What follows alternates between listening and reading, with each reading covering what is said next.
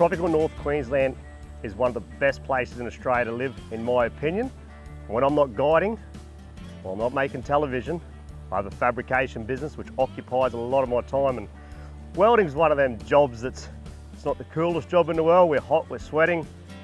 So having a beautiful little stream like this one just behind me at a stone's throw from the workshop gives me the option at lunchtime or after work to sneak down, get away from it all, breathe in the fresh air and enjoy the beautiful little fish we know as the jungle perch right at my doorstep.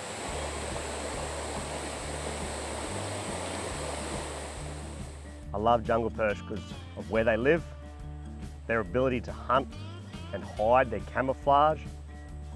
They don't like to be caught, they don't like to be seen, they're very stealthy, so we have to come with the same approach to catching them. All these little challenges make every single one that you catch, whether it's big or small, a very satisfying achievement. I'm walking up a stream and I can't see through the water. It's a very likely spot a jungle perch is going to be sitting. Deep holes, the backside of rapids, these fish will always have their nose upstream, so walking upstream is crucial. You want to come from behind them. It gives you a little bit more of a vantage point. Nice long cast, subtly land that lure into the water, try not to make too big of a splash. Although the splash is very important because these fish do feed looking up into the trees. They eat berries, they eat bugs, they eat lizards, skinks, all sorts of things that'll fall from the sky. They are always looking up.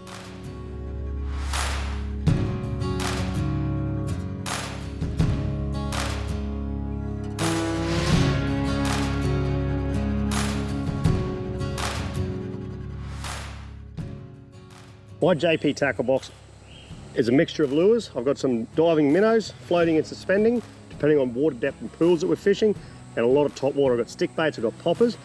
Don't be deterred by the size of the fish to the size of your lure. JP are very territorial, so a bigger lure sometimes will actually create the bite.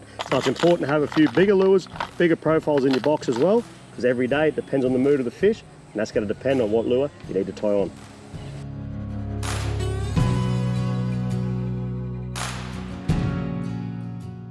Anyone that knows me knows my passion is topwater. It could be barra, it could be giant trevally or Spanish mackerel.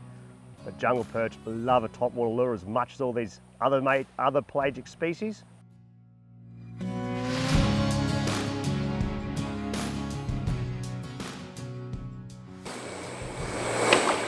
Yes, got that one. Oh, come here, come here.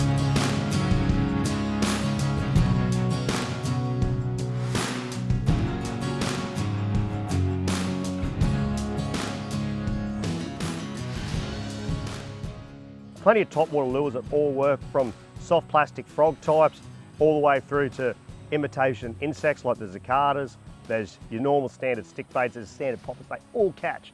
It all comes down to what you feel comfortable with and personal preference.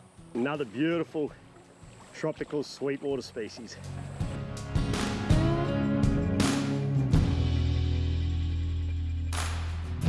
I like a 6'10", 4 to 8 pound rod, 1 to 2,000 size spin reel, 4 to 10 pound braid, 15 to 25 pound leader.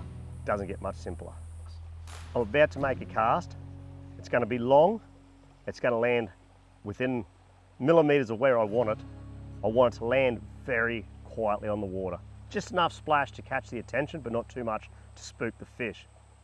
The next tricky part is a fast retrieve, as in you need to get that reel engaged and you need to be winding really quickly because you're going to get slackline instantly with the current that's coming back towards you.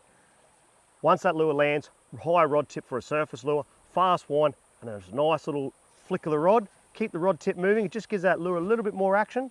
You can just slow roll, but it's very hard because you're winding so fast. So using that rod tip to your advantage just gives you a little bit more action in your lure, and it also helps you stay connected to that line. And most importantly, when the fish bites, you are in a strike position. Sweetwater fishing is cheap, it's accessible, you're catching one of the most pretty fish in the most pretty environment. What's there not to love about it?